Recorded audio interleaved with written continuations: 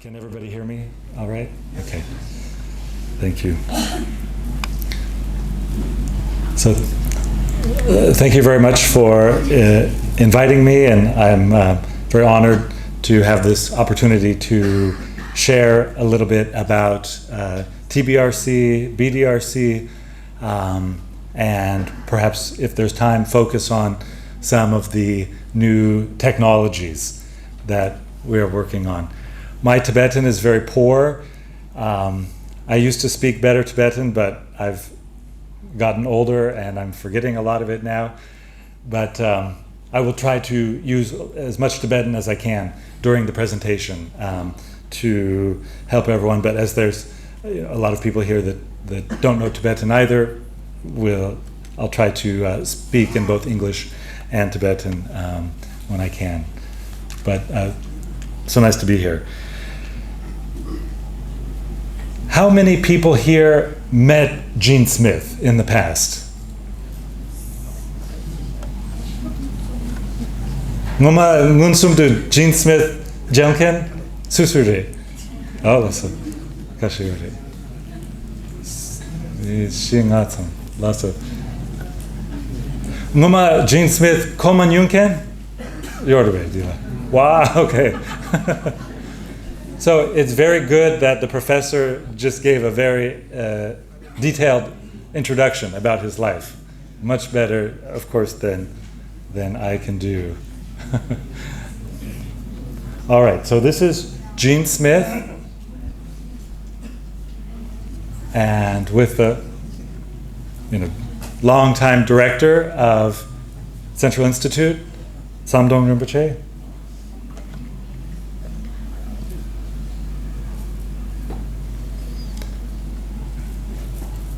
As the previous speaker said, Jann was a very studious and brilliant young man.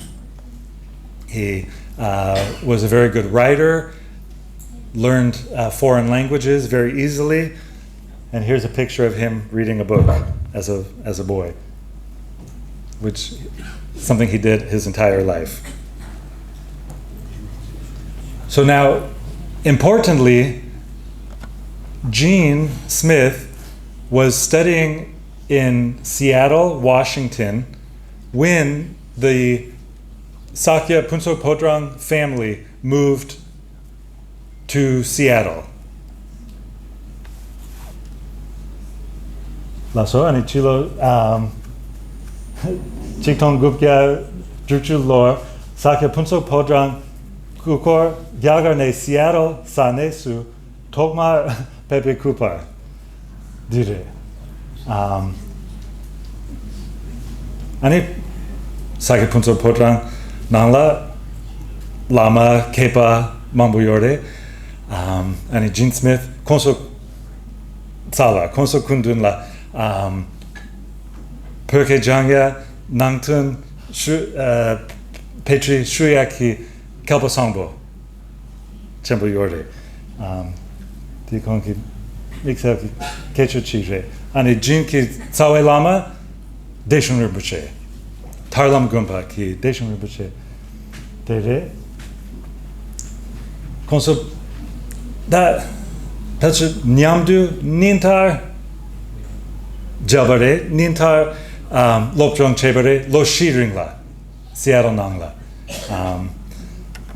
And Dilatene Jann Smith Kepa Chembo.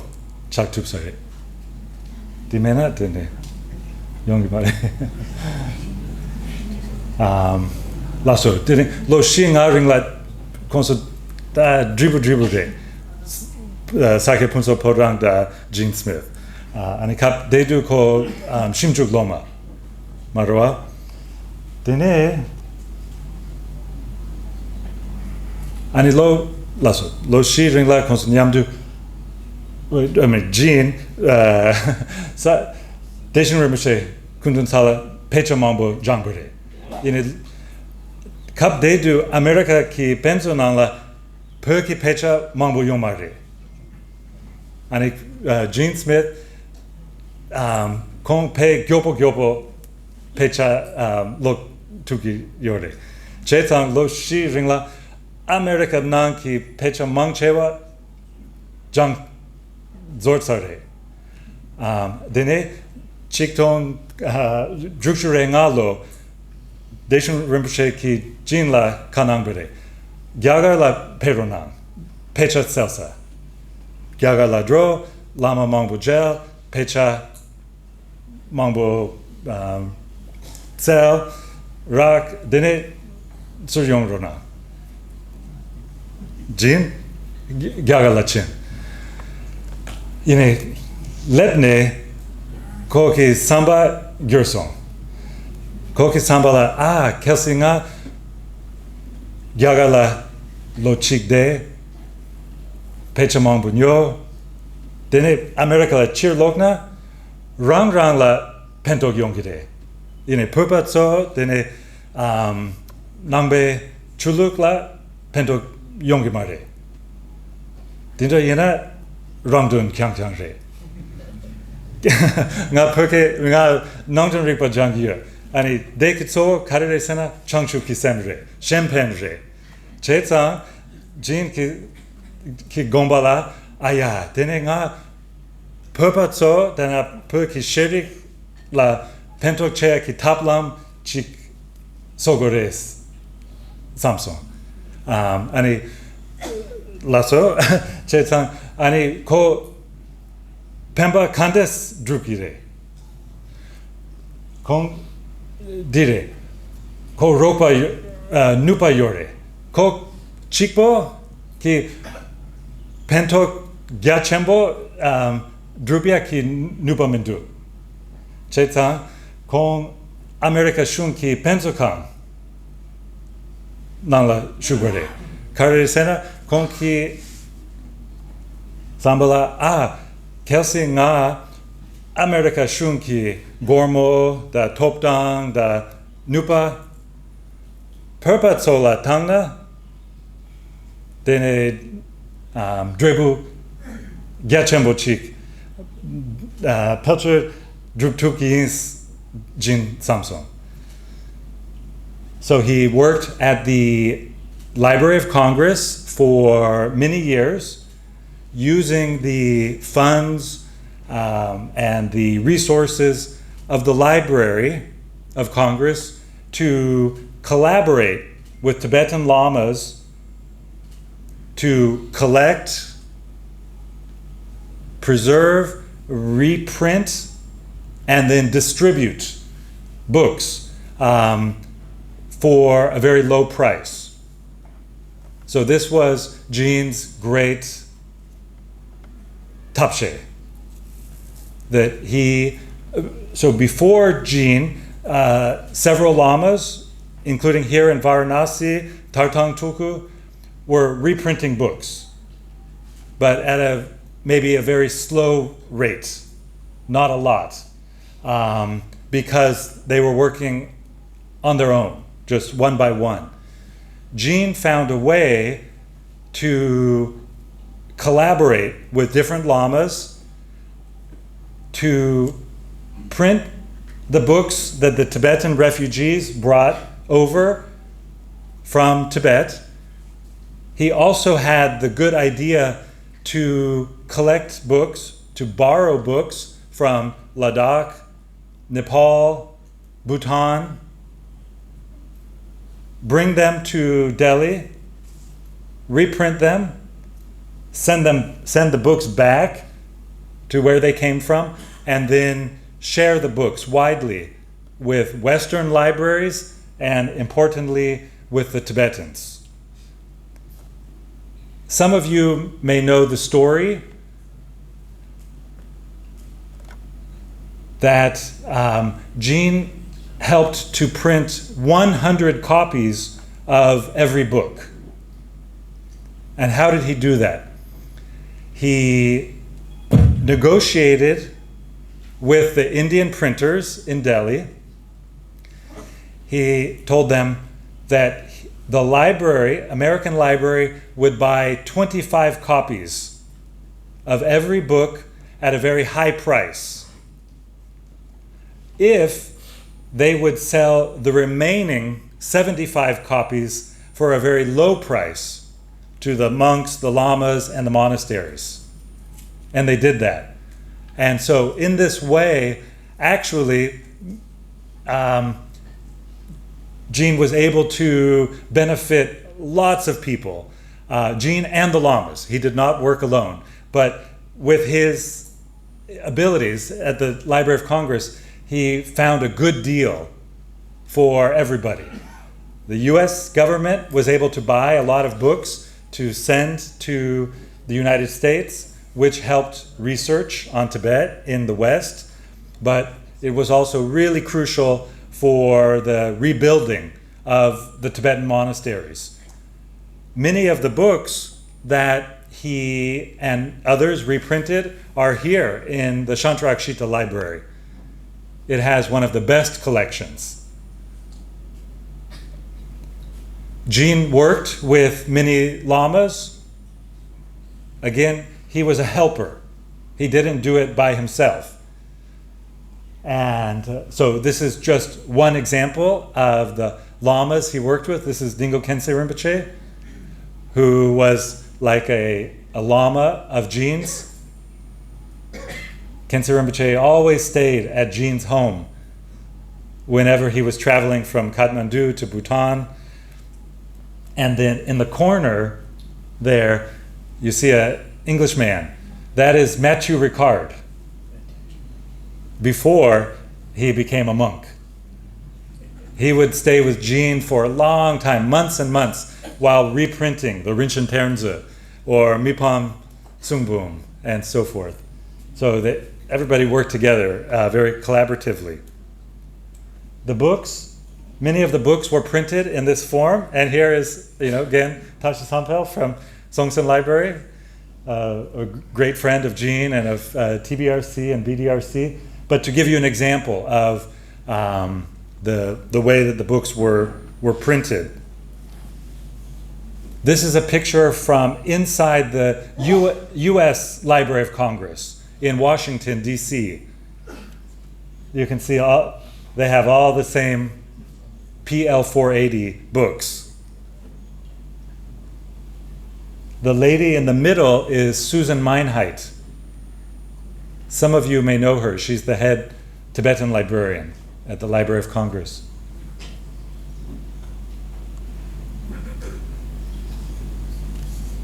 All right, so then in 1997, Jann Smith, Penzo Kangne, Genyo Shubari.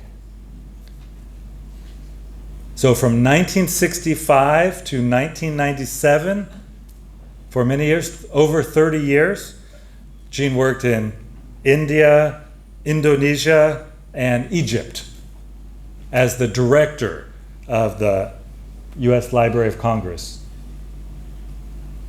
And then in 1999, 25 years ago, he founded the Pökinangten Petsoktene, TBRC.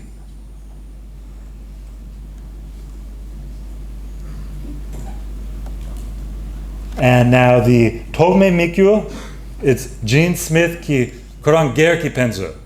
Koran Gerki Petep Sangma digitize. Gyurgyure de. Konki Gerki Penzo Nangla Poti Chichik Hlatz Yore. Dondrak Chuchik Sam Yore Segidu. BDRC, TBRC ki Mikyu ani Lega Tokma Tsote Jann Smith Koranki Library digitize. Dinangla par dinangla kiranki ropa da ngoshe kasha yosure. Kelsang Hamo gen karma gongde Lobsang Shastri La, of course. Who else? And then what's his name up there? The Bunpo? Kedrup. Yes, exactly. Kedrup. All right. This is the original website. Do you remember this one? Yeah. first, well, now all of the pecha, all of the scans are online. You can see them. But in the beginning, it was not like that.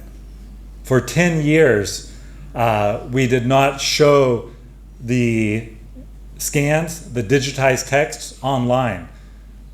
The technology and the bandwidth didn't allow for that. So instead, you would search for a text on the website and then order the CD. So you find a text, order the CD, wait 5 days, 6 days, and then finally you receive the text. At that time, we thought it was very convenient, very fast. Now, of course, that would be very slow. But at that time, it was like a miracle.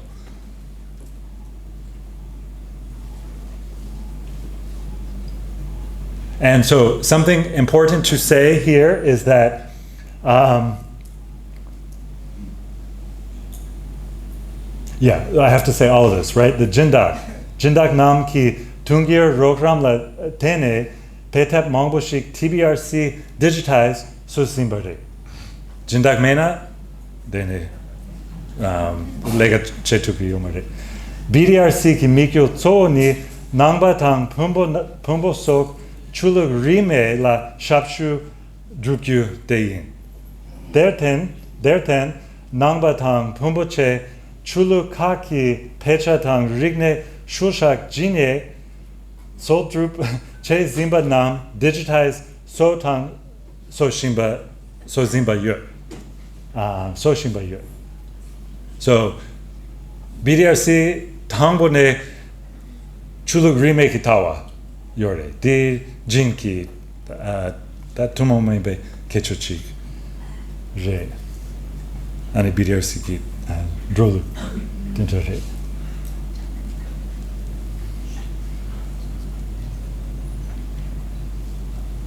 So then Jann came to India every year to return the books to the Tibetans, to bring the CDs and the hard drives back to the monasteries and to the lamas to help rebuild the libraries.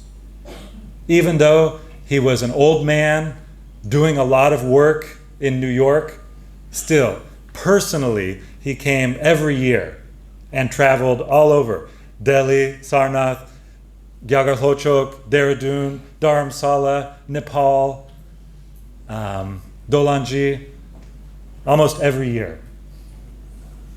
And here we have also Songtsen Library.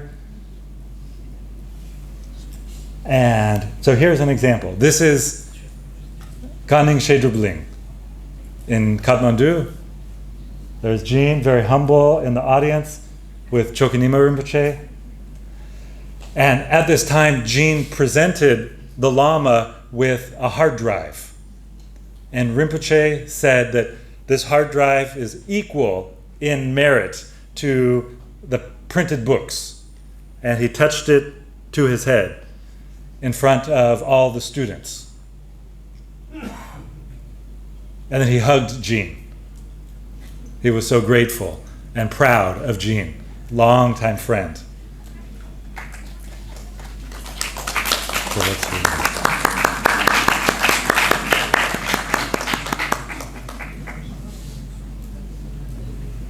And then, very sadly, Jann died in 2010.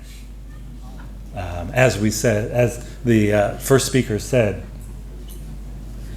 And he died at the end of another long trip. So Jann was 74. He had diabetes because he always focused on, books and other people, but still always going to Nepal and India. And on a long trip, he had to come home to New York for a meeting. the TBRC had a board meeting with all the directors. And some people said, don't come back, stay in India or in Nepal, just wait, you can come back later. And he said, no, we have the meeting, the directors are coming from all over America, I should return. So he came back, did not feel good on the airplane, returned to his apartment, fell asleep, and then he died while he was sleeping. The meeting was supposed to start the next morning. All of the directors were there, and Jann didn't come to the office. And they said, oh, well, where's Jann? Maybe he's sleeping still. He's tired. He had a long trip. So they went, and anyways, he had passed away. But the only good thing about that is that all of the directors and the Jindak were there at the meeting. And they said, well, what do we do? Jann's gone. Do we stop? Oh, no. And they all decided, no, we must continue. So the donors, they said, we will continue to support the directors and the staff, especially the Tibetan staff. They said, we cannot stop. Let's keep going. And now it's 15 years later, 14 years later, it's still going strong. So that's very good.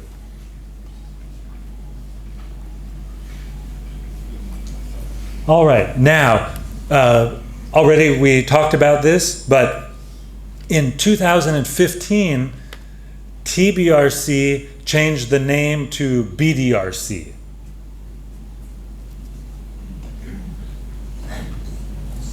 And so we did that because some of the donors thought that TBRC had already digitized, all of the Tibetan texts, that maybe there was no more work to do in Tibetan texts, or not enough work.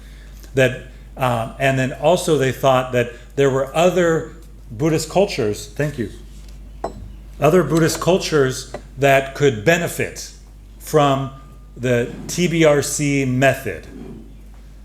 So we had a vote. What should we do? Should we stay as TBRC, or maybe expand and try to help other people as well? And so the decision was to expand, change our name, but always to keep Tibetan Buddhism, Himalayan Buddhism as the heart of the organization, but just to expand. Not to change, not to leave Tibetan Buddhism behind. Obviously, we did not do that, but to just expand. So we expanded into Southeast Asia. Maybe some of you don't know this, but BDRC has actually worked a lot in Southeast Asia with the Pali language, palm leaf manuscripts, right? The Dalai Lama Ki Trima. We've done two projects in Southeast Asia. The first, well, here you see here, right? Shenyang, Ngansu Tsokpa Dila, Floshar Asia Nangdu, Leshi Ni Yupani, Burma, Cambodia, Niki Nangten Pensa Kagla, Shapshu Drupkyuteyin. So the first is with Burmese texts from Burma, Myanmar. The books are in Bangkok, Thailand, but they come from Burma. So this library was collected by Peter Skilling, a great scholar. Peter Skilling, he comes to India a lot. Do any of you know Peter Skilling? Very great scholar of Pali and Sanskrit. So he collected a large library of 11,000 poti of Burmese palm leaf manuscripts. And the Kensei Foundation has given BDRC funding to digitize all of them. And we have already digitized, right, Duntong, Dungya, Drushure, Nga poti have already been digitized, and we will continue for maybe 3 more years. This is the process. These are Tale Loma Tengdu, Chisha Yorde. It's not paper, it's Tale Loma, as you know, like the Indian style. So these manuscripts are very old. Nobody has read them in a long time. Before we photograph them, each one has to be cleaned. Cleaned with water, then put oil on it, and then ink goes onto the pages. So every text we need 2 people to clean and then digitize. Like that. So this process is very similar to Shantarakshita Library. Shantarakshita Library audio video section has excellent technology. The staff is, so experienced, and BDRC and Shantarakshita Library and Cihts are very close partners, and we share a lot with each other. I know that BDRC, sometimes we discover that in our books we are missing a page, or missing 2 pages, or 5 pages. At that time, we know that we can always call on you to find the book, digitize those pages, and send them to us. And then we put them into our archive and then share them with everybody. So we appreciate that. So those of you from the Shantarakshita Library will know that you have the lights and the camera and the computer station. So it takes a long time. Then we also worked in Cambodia, inside Cambodia. We did a project during COVID in Cambodia, and we digitized 11,000 bundles. 7,000 bundles, and like this. We got a Jeep. For the project, we rented a Jeep, and we would go to the countryside, small village temples, borrow all of their books, bring them to the capital, Phnom Penh, digitize them, and then return them. And always when we returned the books, we asked them what they needed. And usually they wanted new bookshelves and strings for the texts. So of course we bought the new bookshelves and the strings for them. Some monasteries, they said that they didn't want their books back. They said that they were very embarrassed that they didn't have the facilities to protect the books. And they said, please give them to a bigger library, a better library.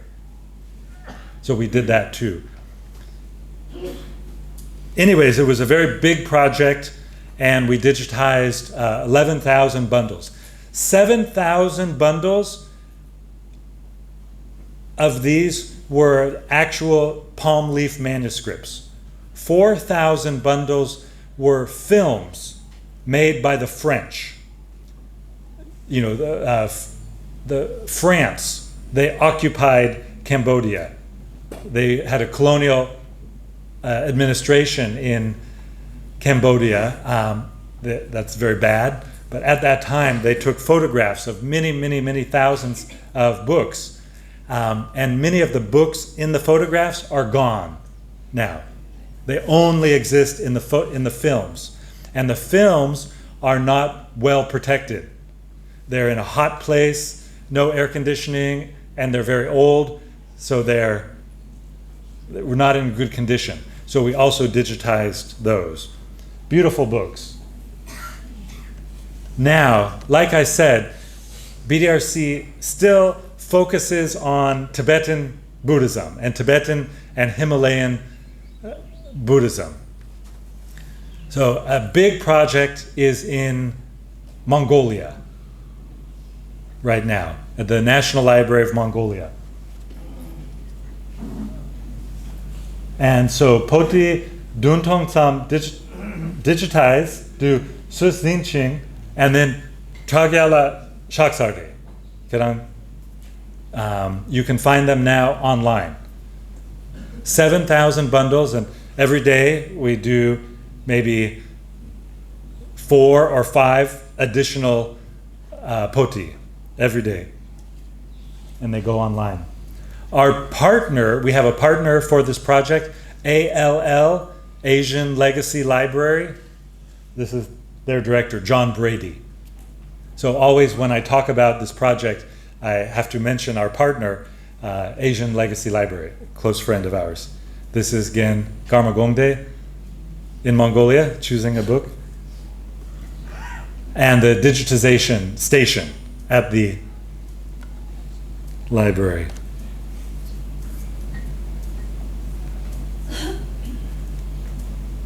So if we have time, I can give a demonstration of the website. But first, I wanted to talk a little bit about the technology, because here you study digital humanities, a very innovative subject.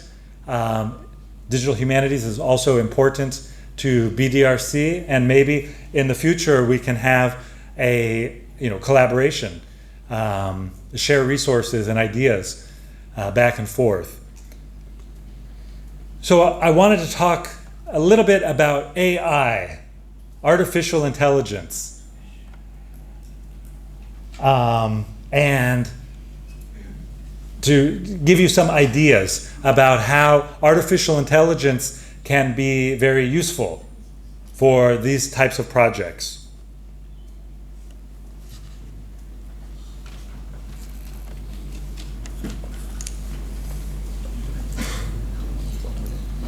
So I know that at BDRC, Library of Tibetan Works and Archives, maybe here as well, we often take photographs of pechas with 2 pages in each shot.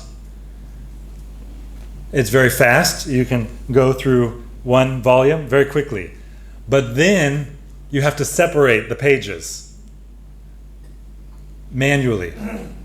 Separate the pages, put them into different files.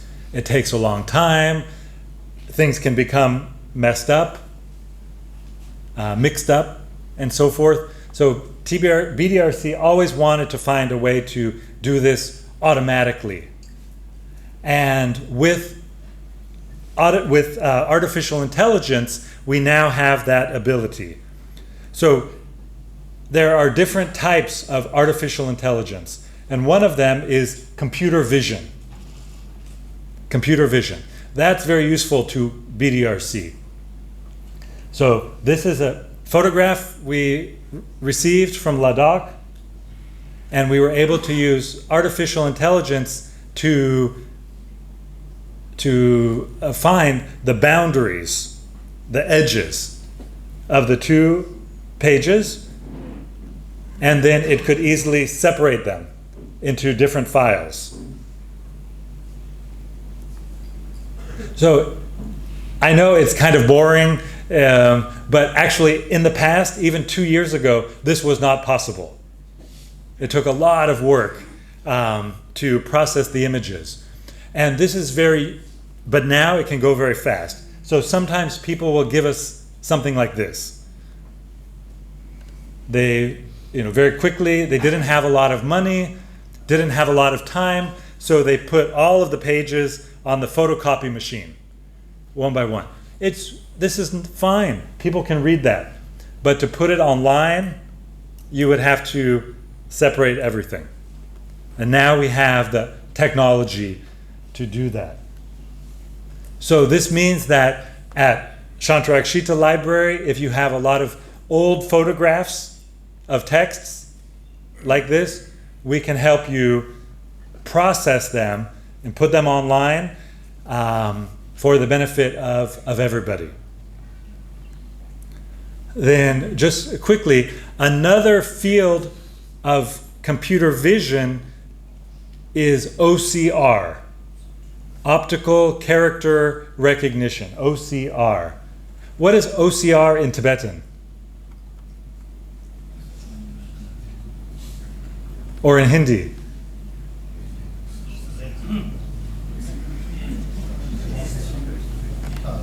Yeah.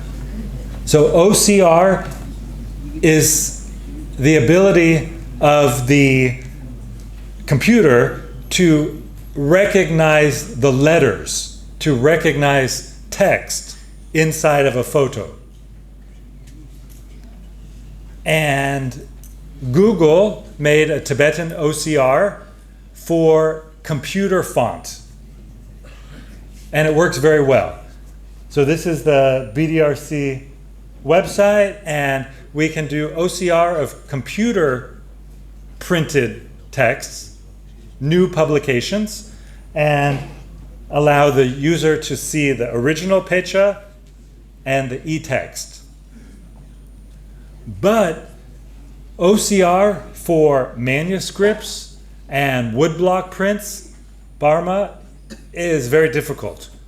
So BDRC and Munlam AI and others are collaborating on this. So this is some training data.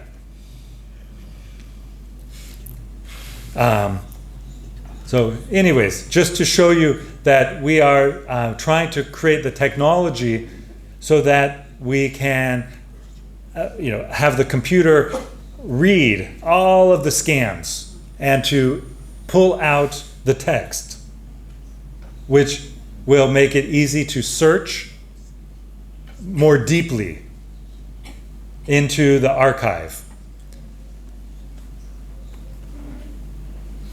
So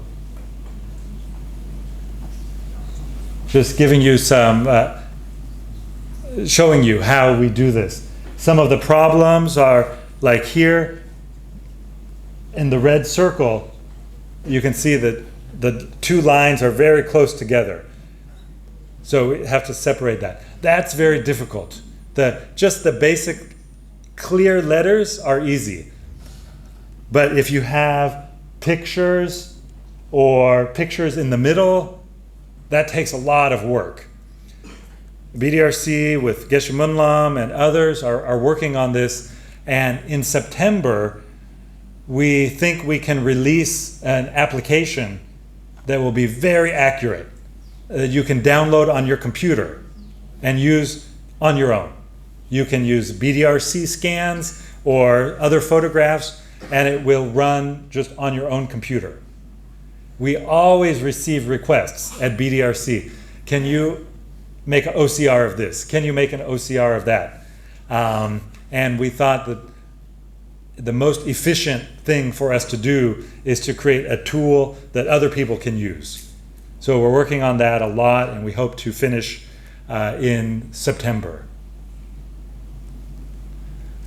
Other forms of AI include machine translation, but I think many of you are already familiar with machine translation introduced by Munlam AI. It's very exciting.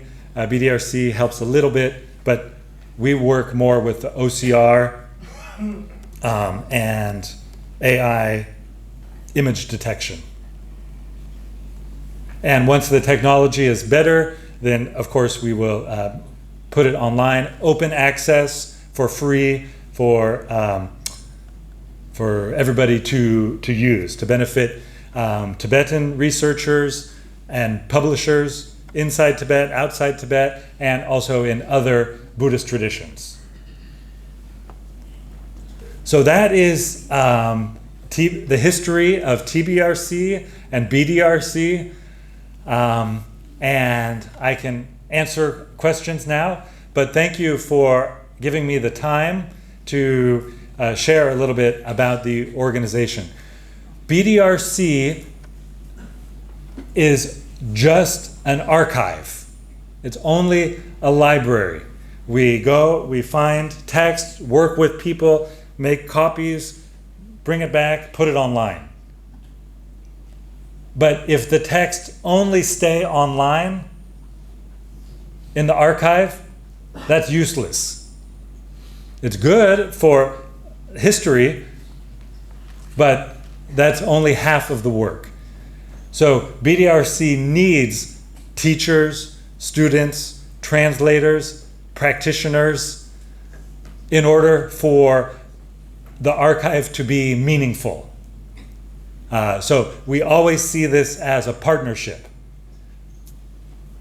We are inspired to do this work because we know that an entire civilization will use the texts for their knowledge, for the cultural sustainability, and for exchange between cultures.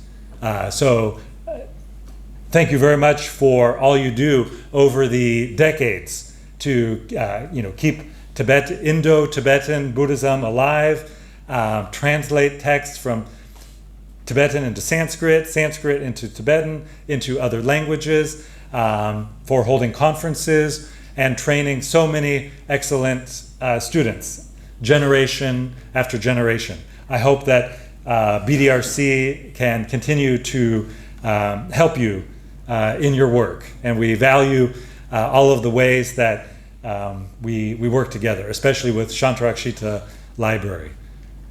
So thank you.